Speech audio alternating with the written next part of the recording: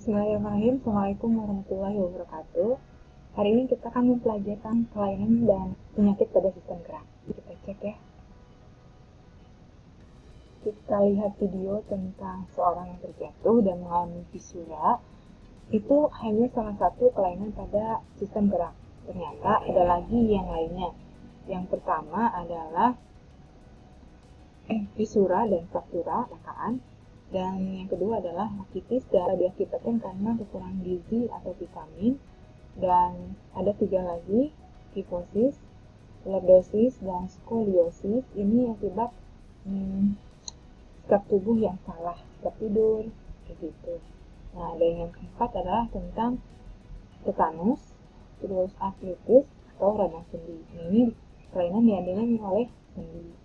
Dan yang kelima adalah tentang nyeri otot, polio, kram, dan kesleo. Itu adalah kelainan-kelainan yang dialami oleh otot. Jadi dari otot, tulang, sendi, semuanya itu ada beberapa penyakit yang berkenaan dengan masing-masing. Nah, sekarang kita cek ya. Nah, di sini kita akan fokus ke sistem gerak saja. Kita lihat di sini. Sebelumnya kita sudah bahas tentang apa itu otot, apa itu tulang, dan apa itu sendi.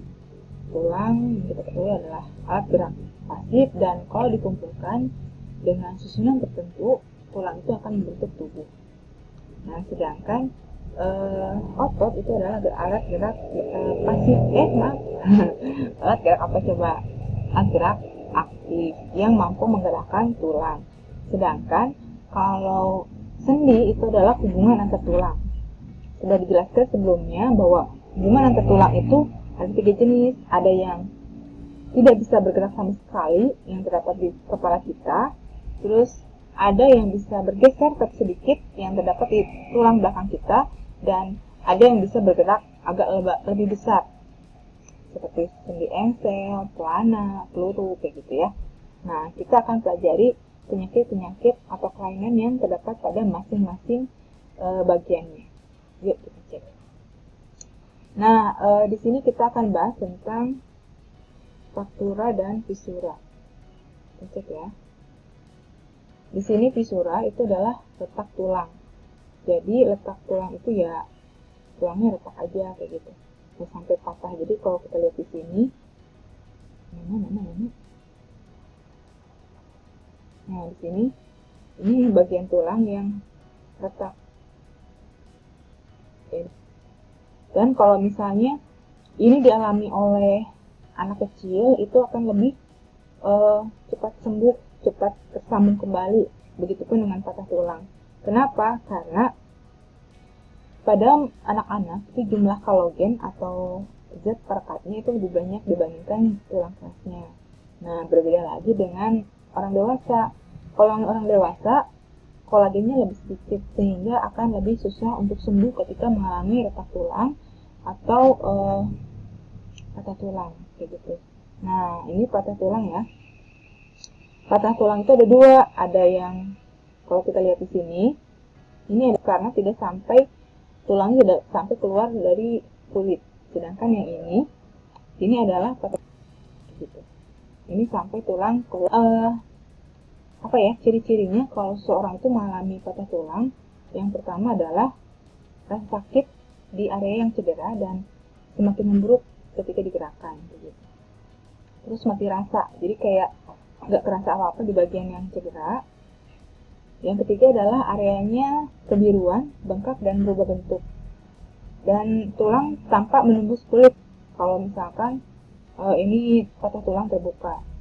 Dan terakhir adalah pendarahan hebat di lokasi cedera untuk patah tulang terbuka.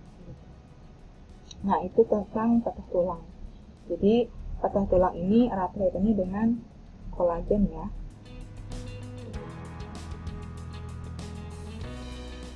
Oke, selanjutnya kita akan bahas lagi. Nah, ini osteoporosis dan rakitis. Ini akibat kekurangan gizi. Kalau yang di sini, ini kekurangan vitamin D. Ketika kekurangan vitamin D, itu bisa saja gara-gara asupan makanan yang kurang vitamin D-nya atau kemampuan penyerapan tubuh yang cukup kurang terhadap vitamin D-nya. mungkin kurang berjemur kah atau gimana begitu. Nah, kekurangan vitamin D ini masuk bentuk kaki menjadi X. Ini huruf X ya. Kalau kita lihat ini ke sini, Z, ini ke sini Z, X, ini X. Gitu. Ya. Nah, jadi ketika kurang vitamin D, akibat tulang menjadi lebih lunak dibandingkan seharusnya, sehingga ketika dikasih beban, tulangnya akan mengalami gampang bengkok, kayak gitu. Bisa bentuk X atau bentuk O. Nah, yang kedua, penyakit yang akibat kekurangan gizi adalah osteoporosis. Ini diakibatkan oleh kekurangan kalsium dan fosfor atau kekurangan penyerapan kalsium dan fosfor. Kita lihat di sini, kalau normalnya tulang manusia itu padat. Ini rongga-rongganya sedikit ya. Nah, sedangkan kalau sedikit berubah agak banyak gitu. Ini akibat apa? Kekurangan fosfor. Sehingga ini mengakibatkan apa? Tulang gampang patah kayak gitu. Dan ini dialami banyak oleh kaum perempuan di saat tua. Mengapa? Karena ketika menstruasi itu banyak sekali hormon yang mengakibatkan penyerapan kalsium dan fosfor itu berkurang, gitu ya. Oke, selanjutnya, nah ini akibat kesalahan duduk. Kita lihat di sini, kiposis atau kita sering kenal adalah bungkuk. Nah ini lihat bentuknya seperti ini ya, melengkung ke sini gitu. Ini adalah bungkuk. Jadi kiposis. Kalau bisa sih ingatnya bungkuk dari kiposis. Terus kemudian yang kedua adalah lordosis. Ada huruf D depan. Jadi depan sehingga tulang ruas tulang belakangnya itu membengkok ke depan. Seperti ini, agak busung ya. Dan yang ketiga adalah skoliosis. Ini bengkok sekitar 39 derajat. Kemudian dalam 1 tahun ini akan berkurang menjadi 11 derajat dan selanjutnya itu menjadi 3 derajat. Dan kalau misalnya sudah terlalu parah, kemiringan bisa sampai 45 derajat, itu akan dilakukan operasi perbaikan tulang belakang. Apa penyebabnya? Ini diakibatkan oleh biasanya kesalahan sikap tubuh, misalkan ketika saat membaca terlalu bungkuk kayak gitu, terus atau saat nonton TV terlalu gimana gitu posisinya, atau lagi belajar nyantai banget gini, sehingga efeknya tulang belakang itu tidak pada posisi yang benar. Kalau menjadi kebiasaan, itu akan mengakibatkan tulang menjadi pada posisi yang salah dan mengalami penyakit ini.